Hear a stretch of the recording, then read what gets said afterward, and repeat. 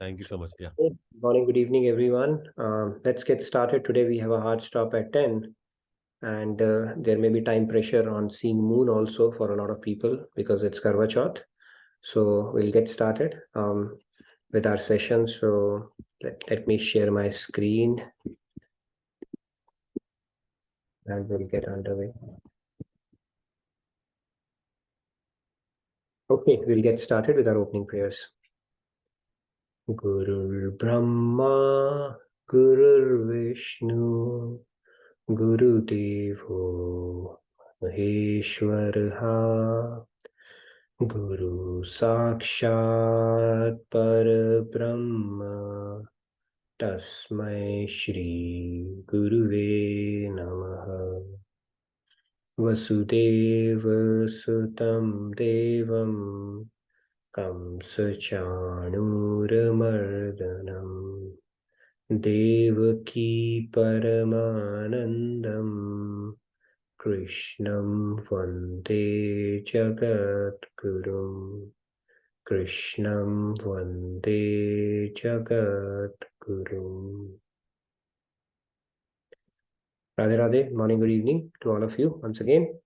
So a very happy Karwa Chauth to all of you. So let's get started.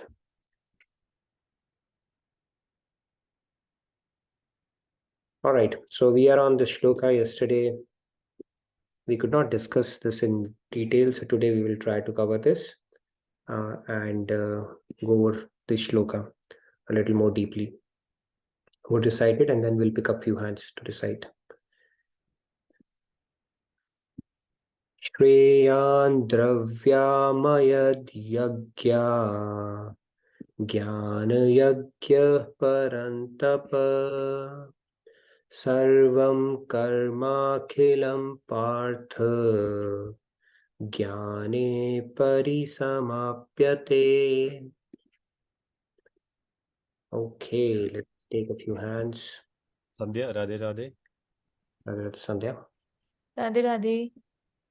Shreyan dravyamayad yagya jnana yagna parantapa sarvam karma khilam partha jnane parisamapyate. Let's take maybe one more hand and then we can go to the next shloka. Shramya, Radhe Radhe. Shramya. Radhe Radhe. Shreyan dravyamayad yagnad jnanayagna parantapa sarvam karma kilam pata jnane parisamapyate. Thank you, Radhe Radhe. Good, Radhe Radhe. So remaining hands will take to the next shloka. So in this shloka, Lord Krishna is saying, "O subduer of enemies," he's referring to Arjun. Lord Krishna, during the course of Bhagavad Gita, he refers to Arjun through different names, and conversely, Arjun does the same as well. And it is very contextual. He's referring to him as subduer of enemies because he's talking about sacrifice and what it takes to do that, and he knows that Arjun has it in him to do that and to restrain his senses and all that stuff. So that's why he's referring to him as subduer of enemies. Now, he's saying sacrifice performed in knowledge is superior to any mechanical material sacrifice. After all, O Parth, all sacrifice of work culminate in knowledge. The next shloka is related to knowledge. So what Lord Krishna is saying is, Bahunam janmanam ante jnanavan mam prapadyate Vasudeva sarvamiti samahatma sudurlabha. Right, let's take a few hands. Apandaji, Radhe Radhe. Radhe Radhe everyone. Bahunam janmanamante jnanavan mam prapadyate Vasudeva sarvamiti samahatma sudurlabha. Thank you, Radhe Radhe. Thank you. Rahul Bhai, Radhe Radhe. Radhe Radhe. Bahunam janmanamante jnanavan mam prapadyate Vasudeva Sarvamiti Mahatma Sudurlabha. Very nice. Thank you, Rahul. Okay, last but not the least, Riyaji, please go ahead. Radhe Radhe. Bahunam janmanam ante jnanavan mam prapadyate vasudeva sarvamiti samahatma sudurlabha. Very nice, Riyaji. Thank you. So in this shloka, Lord Krishna is saying, after many births of spiritual practice, one who is endowed with knowledge surrenders unto me, knowing me to be all that is. Such a great soul is indeed very rare. So Lord Krishna is talking about, a couple of things here. One is the importance of knowledge. When we have the proper knowledge, then only we develop faith. And when we have faith, then we develop love and surrender automatically happens, right? Or through faith, we surrender. But then he says it takes a lot of time. And when your knowledge is fructified, that's when you realize that God or Lord Krishna is all that is there to be known. And that's when they surrender unto him. And then he further goes on to say, such a soul is indeed very rare. So let's move on and talk about these shlokas, starting with our soul soup segment. So this is, let's see what we have today.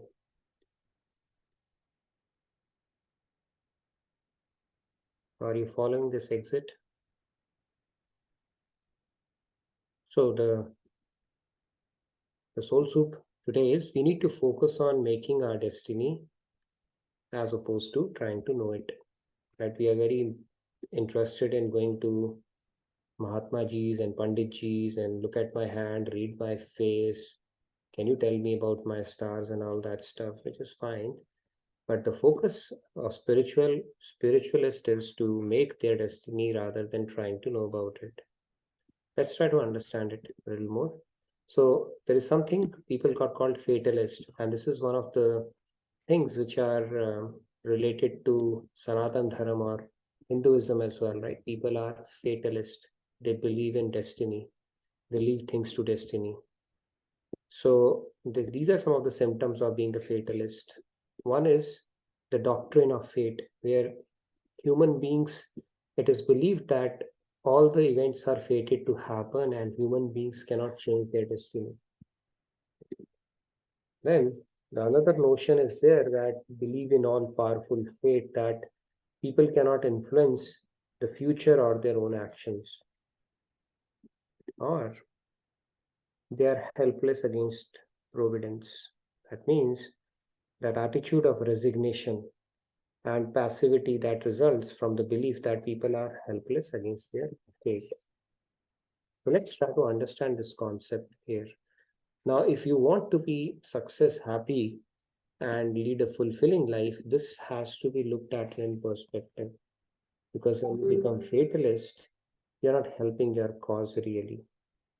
Now, let's understand it logically. Now, the actions that we performed in our past lives, they have created our destiny in the present life.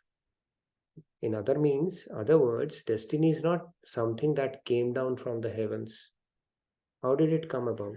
Let's see that. And nor is it in the horoscope read by the astrologers. We create our destiny through our actions. So if our past actions have created our present destiny, that means our present actions would create our future destiny.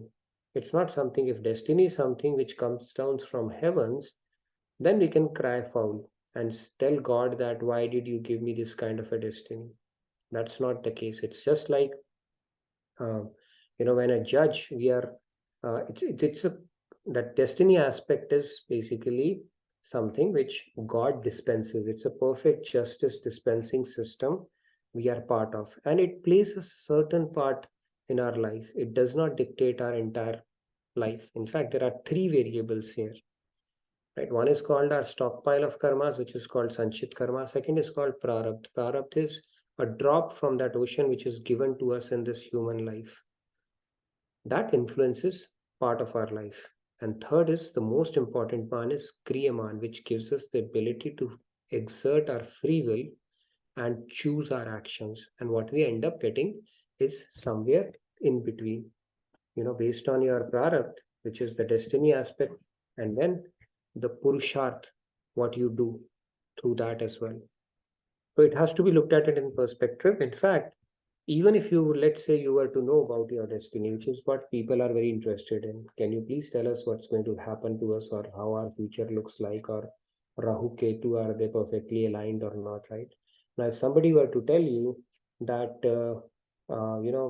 after 2 years, your business will increase many folds. If somebody tells you, let's say you had an advantage of knowing the future in advance, then your response would be, is it so? Then I don't need to work hard because it's written in my destiny and I'm going to get it regardless. So with that will make you complacent and lazy. And on the other hand, if somebody tells you that your business is going to crash in 2 years or after 5 years, then you will think my business is going to crash. What will I do? What will I do? And you will start worrying.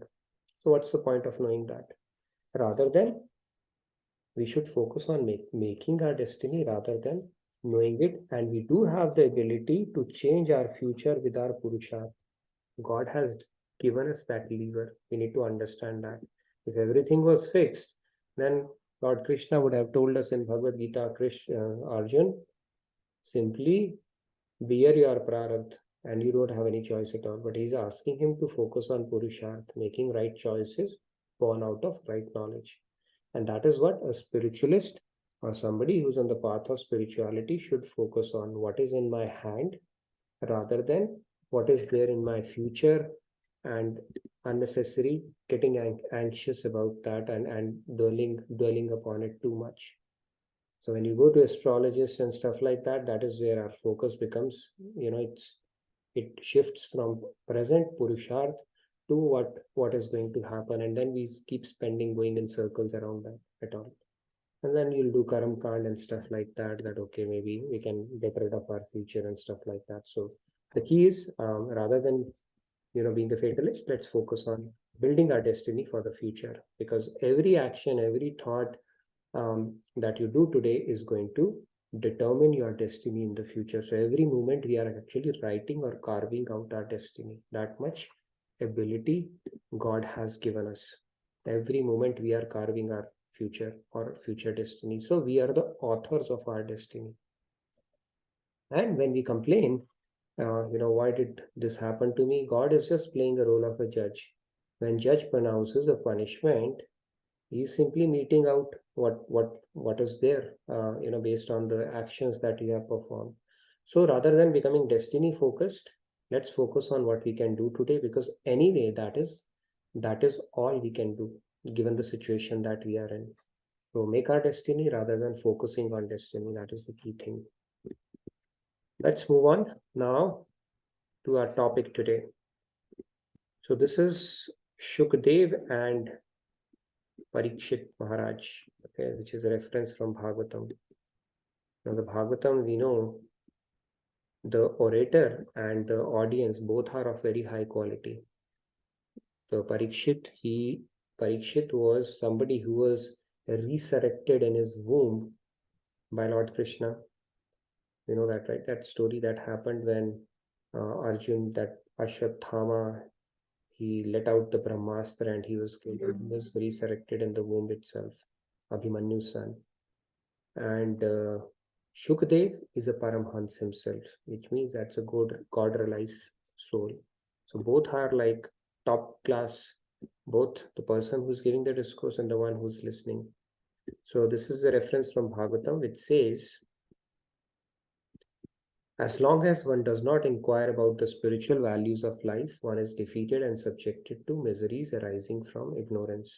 So ignorance, even Vedavyas had said, Ajnanamevasya Mool Karanam. It's the first affliction we have, and because of ignorance, other things get, manifested, like avidya, smita, and all that stuff.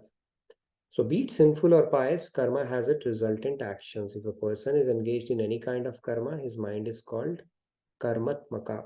colored with fruitive activities. As long as the mind is impure, consciousness is unclear, and as long as one is absorbed in fruitive activity, one has to accept a material body. So we are forced to accept a material body because of our karmic reactions. If we did not have any karmic reactions, if we have burnt all of it, or exhausted all of it, or God has burnt it all for us, then we will not be getting a material body. We'll get a divine body in that case. Now, what is Bhagavad Gita saying? So Bhagavad Gita is saying same thing. He's saying we keep on getting material bodies, but after many births of spiritual practice, then we do spiritual practice. How do we do spiritual practice? Is it because of our prarabdha? Yes, it is influenced by our prarabdha. But then the purusharth, or the free will that we are exerting, or the kriyaman that we are doing, through which we do spiritual practice or gain knowledge, or contemplate upon knowledge. And then once we are endowed with knowledge, once knowledge reaches a particular level through contemplation, then we understand that we have to surrender to God. But God has said, Bahunam Janman Mante. That means it takes a lot of lifetimes to actually come to the realization that we have to surrender to God. And then God is saying such a soul is very rare. Now let's move on and understand this concept a little more in detail. Now, all that whatever we are doing in this world, we are supposed to come to this conclusion finally that who am I? Who is the Supreme, and what is my relationship with him? We have to understand that concept. And even Ved Vyasji has said that these are the fundamental questions that one should inquire when they are born as a human. Athato Brahma Jigyasa, that's the first sutra of Vedanta, that now you shall inquire who are you. And when you start inquiring about these deeper questions, then of course you will inquire then who is the Supreme, where am I come from? And then what is the relationship I have with the Supreme? And then what is the goal and the purpose of life? These are the deeper questions in life only human beings are expected to explore, not an animal or a plant. And this human body is very precious in that sense. So acquisition of knowledge, or absorbing knowledge, or acquiring knowledge is the critical to spiritual growth. You have to get that knowledge, acquire that knowledge, or that knowledge would be revealed automatically. We will talk about that as well. So we do ritualistic ceremonies, right? Like through the functions, and then we do rituals. A lot of rituals we do. We do fasting, prayer, mantra chants, holy pilgrimages. Such mechanical activities are better than doing nothing at all. Now, these are called mechanical. I'll qualify it why they are called mechanical, but they're not sufficient to purify the mind. That is what our scriptures say. Now, you would say, scriptures only tell us to recite God's name, or tell us, you need to do these activities, which is fine. Now, if we look at it, the deeper part of it, right? Like, for example, if you look at when we are in India, there's a tradition, right? People say whenever we go to somebody's elder or somebody's place, they will say, okay, bow down in front of them, pair chuo, kind of a deal, they tell that. Now, the kid doesn't understand what it means. Then the parents, they forcefully put their head on the feet of the elder, right? So the idea is by repeatedly doing that mechanical practice, sentiments will follow. As they grow up, they will understand the deeper meaning of it. So when I was young, I still remember not only the elder people, but, people of my age and the girls of my age, my mom, she would make them, just bow down in front of them, okay? It used to be very embarrassing. But then there was a reason they would make you do that, especially in front of elders. Because the idea is if you repeatedly do that mechanical practice, you'll start developing the sentiments as well, whatever they wanted. So that's how it goes. Yes, Shamji, you wanted to ask something? There's a question from Abaji regarding destiny. She's asking that what about when people say writing, manifesting what you want? Writing Is what? that writing / manifesting what you want? When people write about what you want in life, what does it come under? Kriyaman or destiny? So let me try to explain it as best as I can. So there is something called sankalp, right? God is called Satya Sankalp. Whatever he thinks, it manifests. He doesn't have to do anything. So same thing happens when he creates the world. He's called Satya Sankalp. He desires and the world gets created. Similarly, we also have an ability to manifest our reality. So, like I think General Motors CEO had said, Jack Welch had said, probably an IBM CEO, one of these two, that if you think you can or if you think you cannot, in both cases you are right. So the point here is you are manifesting your reality. If you have a Satya Sankalp, you have done something you really desire and you have put your mind to it, you will end up realizing it. So you are also sending out a signal to the universe. And regardless, God is an indulgent father. When you really put your mind to something, you end up achieving it. The problem with our Sankalp is when we take a resolve or we think about something, we have self-doubts. Then we give it up. Maybe it will happen, maybe it will not happen. I don't know if it will happen. And our sankalp is not Satya Sankalp. But when we really put our mind to something, you will manifest your reality. It happens. If you're strong resolve, it will happen. And this world, this creation is also like a kalpavriksha. Kalpavriksha means it will, God like an indulgent father will make you get what you want. Sometimes it may be in form of a lesson only because you are thinking that thing will give you happiness. So he'll say, okay, be my guest and see if that gave you happiness or not. But whether it's going to happen in this lifetime, in coming lifetime, we don't know that. In this lifetime also, there are so many things we control. When we really put our mind and heart to something, we end up achieving it. A lot of high achievers, they follow that principle as well. So yes, you are manifesting your destiny or you are manifesting your reality through your thoughts as well. When you take resolve, every moment you do that. I think there's a book called Sign or something like that, which talks about, you're sending out signals to the universe through every resolve that you're making. And if it is strong enough, persistent enough, then you will end up manifesting that as well.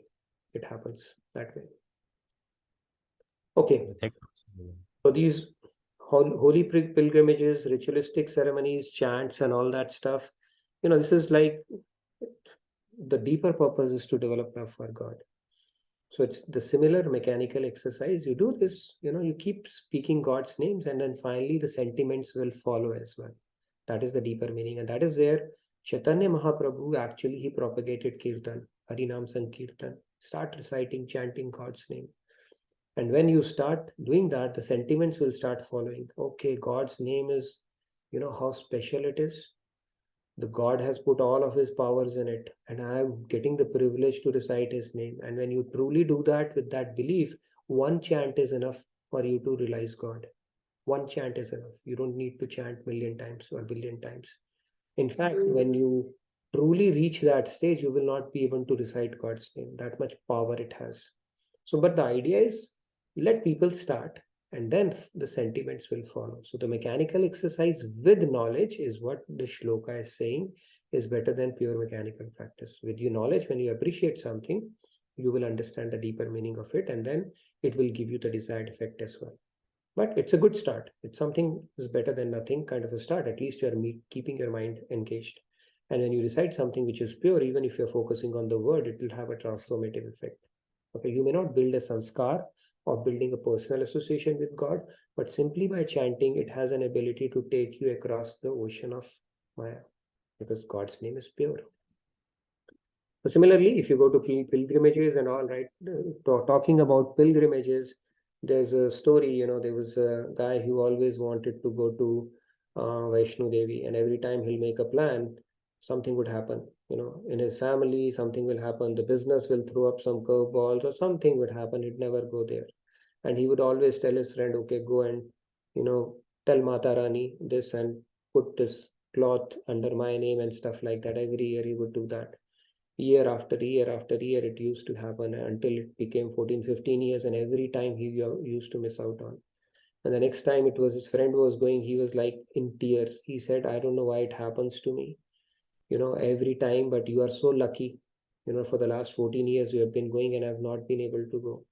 So this guy says, you trade this vyakulta or the intensity that you feel to go there with me, because even though I've been going there for 14 years, I've never felt so intensely about going there. So just trade that off, trade it off with me. That is much more beneficial and powerful than actually going to the pilgrimage. So the point here is holy pilgrimage is an opportunity for us to take our mind to God. But the key thing is to have our mind in God and build those sentiments. We'll talk about bhav tomorrow, more than doing a tick mark. Okay, I've been to all the dhams, tick, tick, tick. Now Swarg is waiting for me, or Golok Dham is waiting for me. Doesn't work that way. If that is the case, then the most holy pilgrimage is the fishes who are residing in Ganges water. They should be the first one to go to the God's abode because they are always in pilgrimage, right? For people who live in some of these holy places for that matter. So mechanical practice does not help. The key is to do it with knowledge, to understand what you're doing, why you're doing. And that is what Lord Krishna is saying here as well. Now, what did Kabir ji said as well? This is another beautiful recitation, right? He said that Mala ferat yub firana man ka fer. Karka man ka dari ke man ka fer. It's a very, very profound doha. He says, oh spiritual aspirant, you have been rotating the chanting beads for many ages, but the mischief of the mind has not ceased. Just by chanting, it has not ceased. Now put the beads down and rotate the beads of the mind. That is the key. Because manev manushyanam karanam bandha moksha. I think Panchadashi says that mind is the cause of liberation and bondation in this world. And by chanting beads, we have not been able to rotate the beads of our mind. The impurities of mind have still remained. We still suffer from, anger, jealousy, greed, desire, and the material aspirations that we have, So all the afflictions of our mind is still not, unless we purify our mind and take it to God, nothing will happen. So any kind of mechanical exercise is actually, if I were to talk about it analytically, mathematically, it is called a multiplication with zero. So what you do with your mind and senses, does not get counted in God's books. So if you have recited something or done something mechanically because somebody told you to do that, it is a multiplication with zero, because God only notes where your mind is.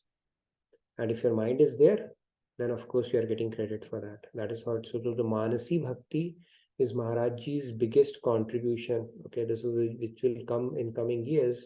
Manasi Bhakti, that aspect is the most mind-blowing aspect that he introduced to this whole thing. That you are where your mind is. And if you do Manasi Bhakti just through mind, that is all is needed. And only when you engage your mind in God will it get purified. Other than that, everything else is a mechanical drill. So, with so many yoga studios and so many other practices which are in fad these days, Kriya, and then Kriya cleaning, I think these days, chakra cleaning is in fad as well. All these practices are fine. That might help you get a symptomatic relief, or maybe give you certain realizations temporarily. But none of these practices can actually cleanse your mind. Your chakras will get dirty again. It cannot improve the quality of your mind unless you have immersed it in devotional sentiment towards God. Yes, Ande, had a question? Yeah, Radhe Radhe. So, because it is multiplication with zero, so whether one does rituals mindlessly versus does no rituals, is it the same?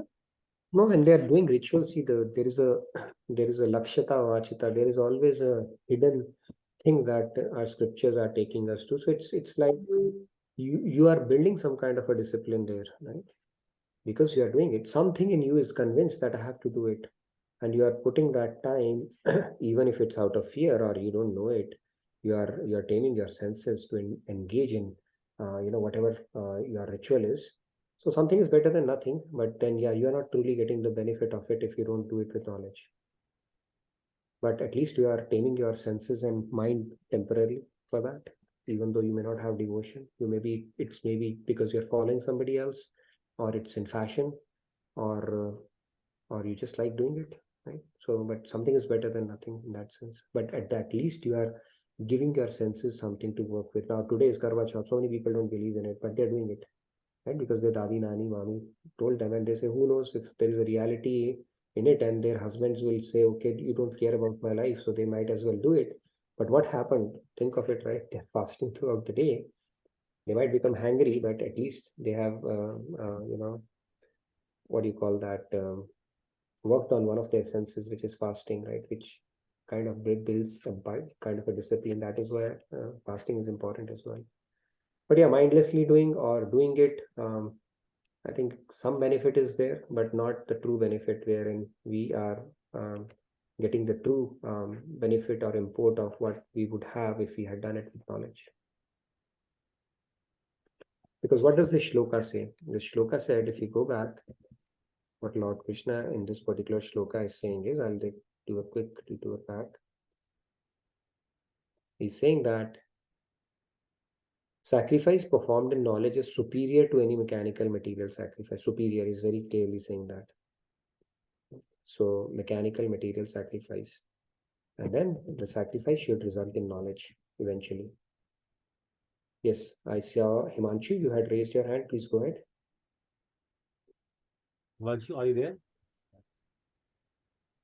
In the meantime, we can take Kumarji. Radhe Radhe. Yeah. sir. Radhe Radhe.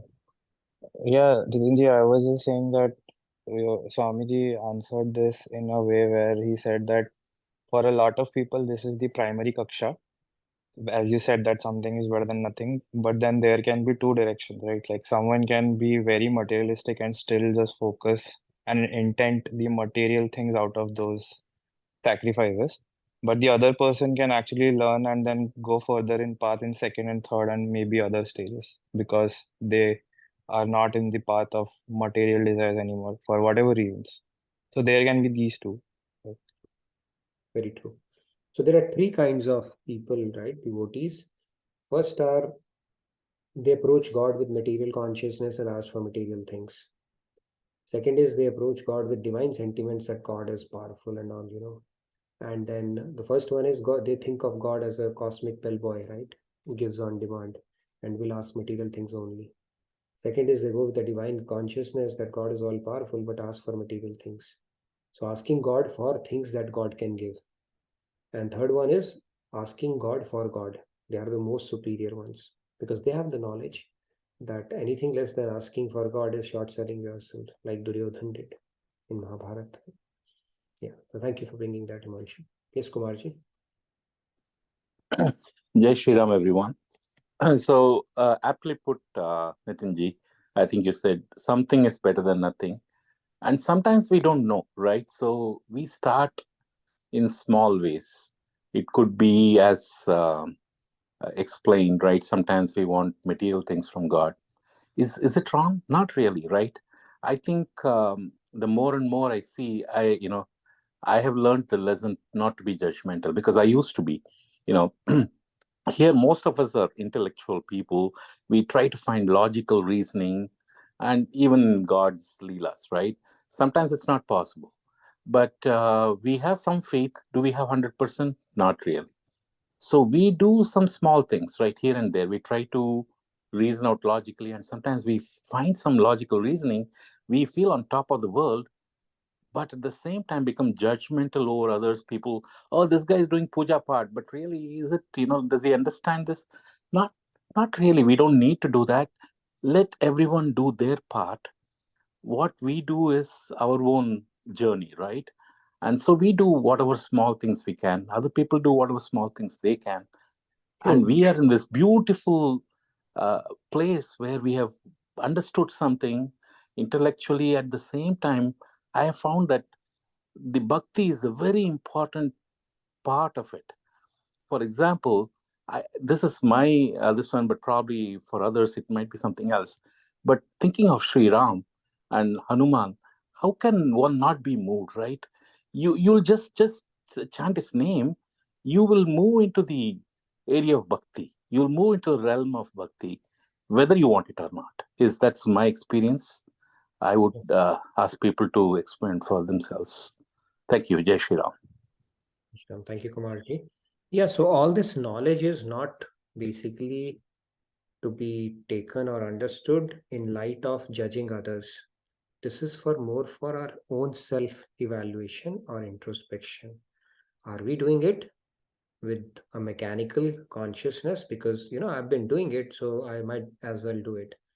Or I would do it with knowledge and then take my mind to God when I'm doing it, because that's one shot I get at God, right? If I'm doing, let's say I have a routine of doing my chanting or my puja or my sandhya vandan or my morning vandan with God, this opportunity I don't want to miss out on having that one-on-one with God. I will block out everything else. So that knowledge is certainly helpful. It does not mean we look at somebody and start judging them. Hey, you're doing puja part and you're not doing. No, that's not the idea at all. So all the knowledge here that we discuss is for our self-improvement and our self-evaluation, so that we can get the best benefit out of it. So, but yeah, thank you for sharing your thoughts, Kumarji. Yes, Smita, Sanjayji. I have a small doubt. Recently, I was able to meet another, a very big sage, person on my journey. And since we were discussing this topic, so you were telling about materialism and not attaching to materialism and stuff like that. But aren't we living in the most materialistic country in the world, United States? And also the fact that, the fact that the sage was explaining to me that you have crossed the sea and come to the United States. You have left Bharatvansh. You have left that land and you have crossed to the sea. You've crossed the sea. And, like indirectly, he didn't say that it's not, good to do any, the rituals don't matter. But I saw something, the message was something else to me. And when I listen to this conversation, I wonder, we are living in the most capitalistic nation in the world. And how is it that we are not? The collective consciousness of the nation is capitalism. So how am I away from it? Even the fact that I live here indirectly, am I not part of it? How much ever I try to be away from it, I'm still in the water, right?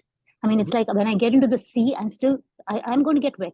It's not going to be that I'm not going to get wet. So it's the same story, right?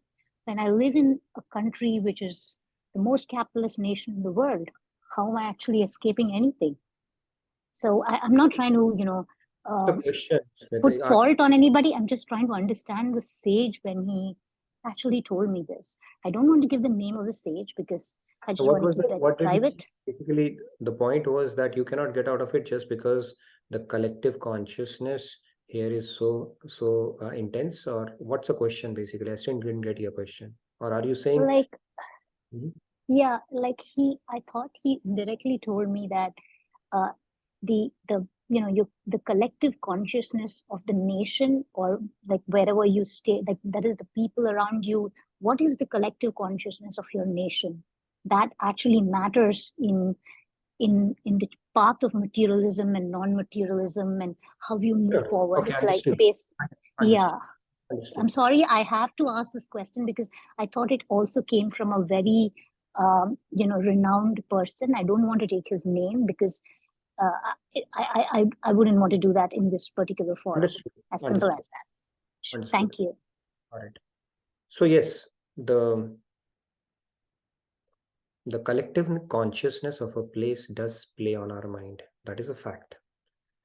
It is a fact. That's why if you go to a temple or a gurudwara or holy place, you will see the vibes are much more conducive for you to think about God. You can feel that. Is that right? If you go to even for church or any holy place you go, it is conducive for you because the vibe there is supportive.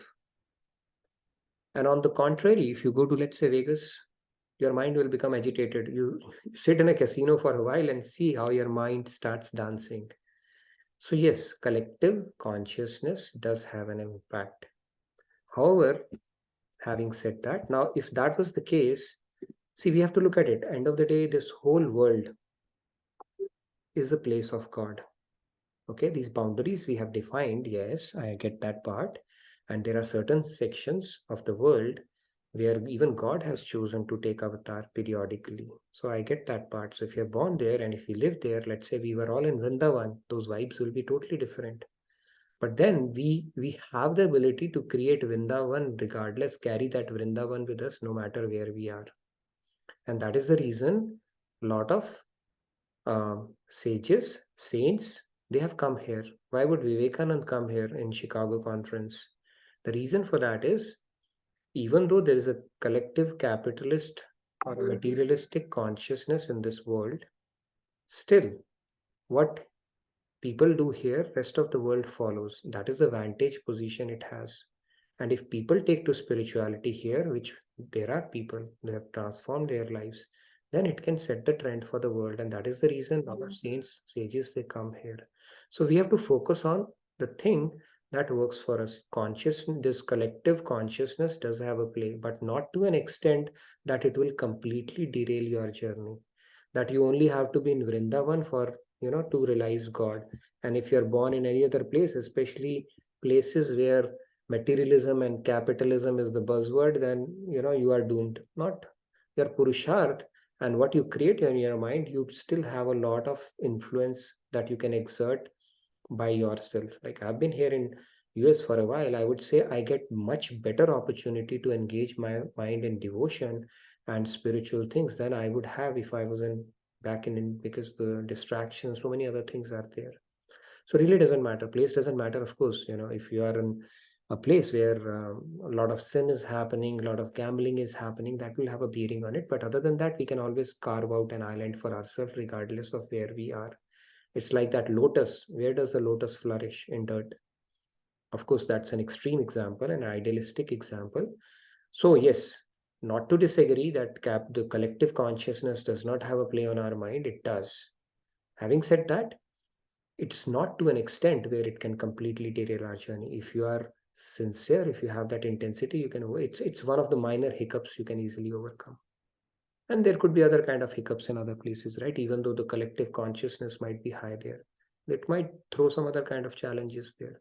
So this is how God has created this whole place, right? This whole material world, where every place will have its own set of challenges. We need to focus on things which are within our control, as opposed to thinking about the place, things which are beyond our control. And we don't make it, hype it up so much in our mind that our spirituality, because of that, takes a backseat. Still, we can control that. Yes, Himanshu, you wanted to add that? I hope I answered a part of it, Smitaji. Radhe, yeah, I just wanted to say that, but anyway, the ultimate thing that we need to follow is trust God's plan for us, right? So if we are in a place where we are feeling that this is the vibe we are in, even though suppose you are in a place where there is a lot of positive, like collective consciousness, but you live in a family where there is a lot of negative, then still you will feel challenges. But the grand plan is that purposely God is doing that with you so that you're the growth, right? So very true. So yeah, there is a Taoist saying that every snowflake falls at the right place. Similarly, everybody is perfectly situated where they need to be. So it's not by accident it happens that we are in this place, right? It's part of God's plan only, design only, and we can make the most out of it. And John Milton had said, mind has a world of its own. It can make a heaven out of hell or hell out of heaven. So we need to focus on the controllables, work on our mind, focus on the fundamentals, and then God realization is possible from any place. Prahlad, think of Prahlad. He was born in a demonic family. Vibhishan, he was surrounded by all Kusang Rakshasas. Still, he was able to meet God. So we need to focus on ourselves rather than thinking about the situation, circumstances, and the places. They do have a bearing, but not to an extent that God will derail your journey completely. Not to that extent, for sure. Yes, Sandhya, you want to add something? Actually, there is a comment from Michelle G. We can try to use the materialism around us as a reminder to turn to the divine. Yes, very true. In fact, materialism or material energy is also an energy of God. Depending upon its use, it becomes either materialistic or devotional. So same thing can be utilized for the service of God as well. Now we are here in a country which is called a land of abundance. So you can actually get time. You can, if you're earning well, you can put your money. And if you have a lot of good gadgets, you can put reminders for yourself and you can utilize everything, for your devotion. So everything can be channelized towards, dovetail towards devotion, provided, our thought process is very clear around it. And these situation circumstances, will come. They are uncontrollables, and we don't think too much about it. We focus on what is within our controls, and we stick to the fundamentals. Seva, satsang, sadhana, and God will take care of us. And there is a question plus comment from Prabhat Bhaiya on the previous slide. He's saying, is the more punk on Kabirji real? And if yes, he just loves it. I wish I could have touched it and seen it if it was real. No, I think he means like, was it like he used to wear a morpang, I Kabir? got this picture, so there must be a reason for that. I don't know if it was an imagination of one of the painters or it was real or not. So just to reiterate the same thing which Kabirji has said that Maharajji is also in Bhakti Shatak, verse 19 has said, Bandhan aur moksh ka karan man hi bakhan, yate kaun hi bhakti karu mante hari dhyan. Cause of bondage and liberation is the mind. Whatever form of devotion you do, engage your mind in meditating upon God. Knowledge is very important. In bhakti, knowledge will get revealed. In Gyan Marg, Lord Krishna in second shloka that I picked up is saying, after many lives, a Gyani comes to the conclusion you have to surrender to God. When you do bhakti, the Gyan will keep on getting revealed from within, that realized knowledge. And you are basically the true nature of soul is awakened. You are awakening the true nature of soul. So that way, the Gyan will also come and the cleansing will also happen hand in hand. And let me look at it why knowledge is important. So let's look at it this way.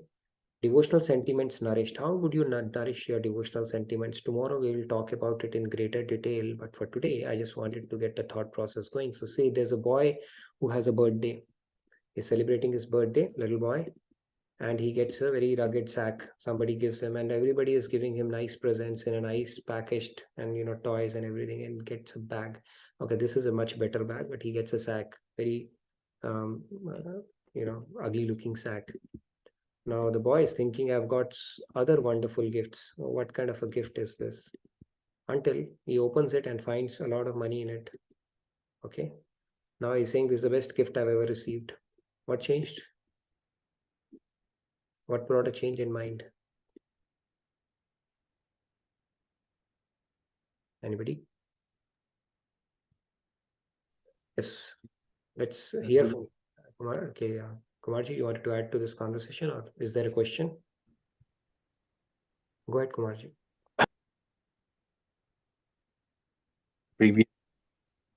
Previous question and comment which followed. So, we are in this very consumer, consumer world, right? Basically, the world is thinking of, most of the people are thinking of worldly things, but that's not just limited to the United States, right? India is not much different either, though of course there have been very great sages and saints who have lived there, kind of making that place a little more holy. But it's all in the internal world, right? Our internal world is all ours. We don't need to be taken away by the external circumstances. They can differ from time to time, but internally we should ensure that we keep it very safe. We should not get influenced by that. So, and it happens, right? Slowly over sadhana and all those things. Initially, we used to like to go to Disney World or Las Vegas and all those things. Slowly, when you grow more towards this journey, spiritual journey, all those things fall off. And that's where we don't need to really worry much about it, being in this world. And wherever you are, your internal self is with you. So, if we keep that safe, I think we are safe. Thank you. Jai Shri Ram. Marji, yes. I think this Swami Vivekananda had said, or maybe I may be wrong, but yeah, When you start aiming for the highest, the lower starts falling away all by itself. Okay, this is how it goes. And you can aim for highest no matter where you are. All it needs is a knowledge. Like this boy had a knowledge. The moment it got the knowledge of its contents, develop love for the object. Similarly, cultivating knowledge of God and our relationship with Him nurtures our devotional sentiments. And those devotional sentiments, we only have to create. It is not something that you pop in a pill and it will come in. By repeated contemplation, by subscribing to right kind of knowledge, and by giving ourselves enough reasons to keep on enriching those sentiments is all devotion, is what devotion is all about. We'll talk more about it tomorrow, but just to get that going, basically, it's a very simple example, but it puts, at least drive home the point. Yes, Aparnaji. So in the meantime, Shalini says knowledge is the key to that gift. And Ajit Kumarji says in birthday gift, message is that one should not have any prejudice or assumption by seeing the outside cover. True, a little boy is a little boy, right? I mean, we should not have, as grown up and adults, even God gives us gifts in a package that we don't like.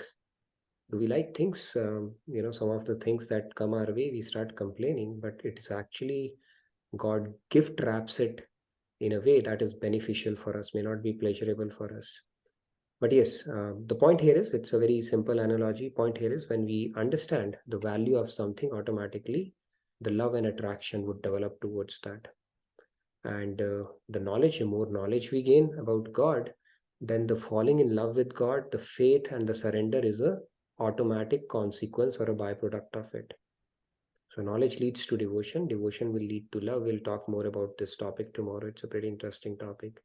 But yes, the onus of harboring, enriching, preserving, enhancing the devotional sentiments lies completely on us. It's not going to happen all by yourself. But when you come in contact with a saint, Rasik saint, they are like a fireball. Like in Delhi, when you go to the railway stations during winters, people are lighting a fire everywhere and you want to go close to it because it gives you warmth. So similar to that, when you go close to a saint, it will give you that devotional sentiment. It will become very palpable just by being in proximity of those people. And then we need to latch on to that and keep on decorating it and deepening it and taking it to the next level. So a good devotee, a smart devotee, an intelligent devotee understands, okay, something is falling in place. Now I'm not going to let this jigsaw puzzle trouble me anymore. I'll do more of it. So devotion also requires intelligence, right? It cannot be a mindless act. Swamiji talks about deliberate practice. So it's deliberate devotion. Figure out areas that help you deepen your sentiment, latch on to that. Don't let it go so easily. Yes, Sanjay, you wanted to ask something?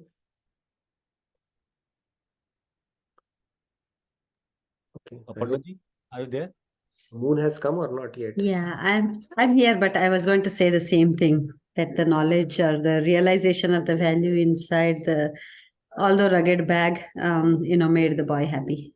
I was going to say the same thing. Knowledge made all the difference. So right now we don't really believe, we know, but we don't believe that our true interest will get served by God. And then God is who's going to make us the trillionaire. All the things that we've been looking for. See, all the material things we get attracted towards. We get infatuated with imperfect, dirty things of this world. Even the things like drinking and smoking and stuff like that. Forget about the other bliss that or the smaller pleasures that this world has to offer. And God is known to be the Ras Sindhu, or the epicenter of all the bliss. And that too not material, the divine. So we can't even think what He's capable of giving us.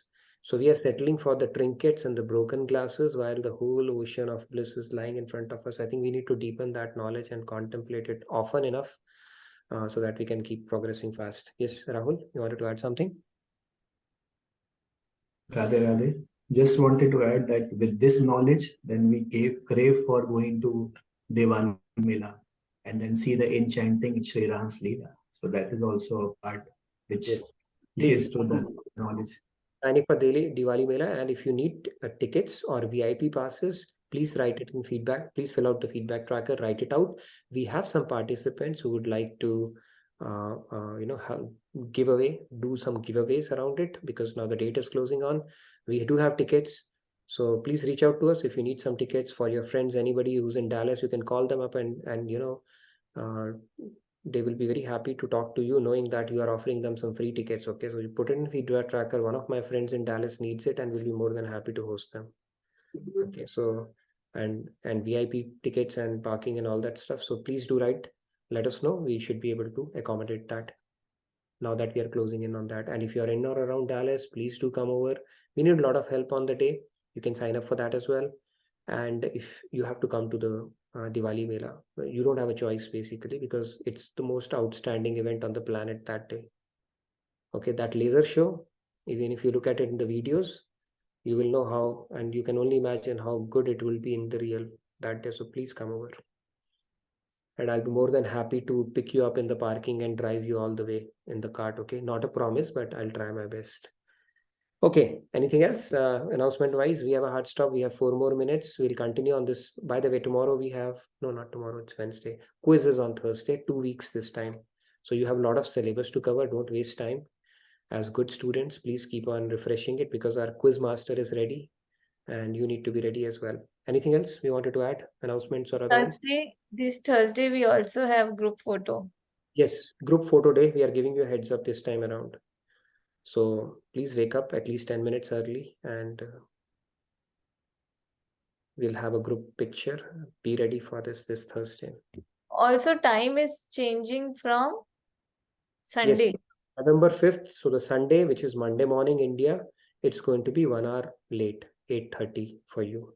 I hope it works for most of you. For us, it is a good change. We'll get an additional hour of sleep at least for a few days.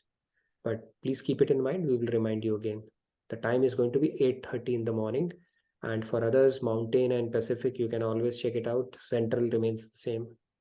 So that time is changing for the next 6 months. I hope it's a good change for most of you. Anything else? Any other announcements? That's all. Diwali Mela, that's it. Yes, Harshi, real quick. We have 2 minutes. Yeah, Radhe Radhe, Nitinji, Radhe Radhe, everyone. So I had one question to clarify. So in this verse, Lord Krishna is mentioning the word sacrifice, and even in the previous verses, he has mentioned it many times. So in the commentary, it says that sacrifice here is, Swamiji is saying that ritualistic ceremonies, fasts, mantra chants, holy pilgrimages, and so on. Does sacrifice also include things that you are working on with a purified intention? Like for example, let's say you're going for a job, and the wealth that you're getting, you are just donating it into charity, for example. Also sacrifice. I told you about a Japanese monk, right, who wanted to write Lotus Sutra, and every time he tried, something happened. Once, people needed help. I think the river Uji flooded, and he had to donate that money. Second time, pandemic spread, he had to donate that money. Third time, he was able to publish it with the money that he had raised. And people said that this was the third edition, and first 2 editions were even better, because that sacrifice that he did, God accepts that as a sacrifice as well. And every sacrifice purifies, and every sacrifice results in revealing of knowledge as well. So yes, sacrifice could take any form based on your propensities, because God has created this world in with so much of variety. Even sacrifice can vary for everybody, but every sacrifice. Thank you. Yeah. Great question. Thank you, Harshi. We spoke about this topic earlier as well, but I'm glad you asked it again. So with that said, I know we are on time, so I'll hand it over to Sunil Bhai and Ajay for the next session. So Radhe Radhe from my side. I'll look forward to seeing you tomorrow. Thank you, everybody. See you tomorrow. Thank you, Nitin Bhai, for a wonderful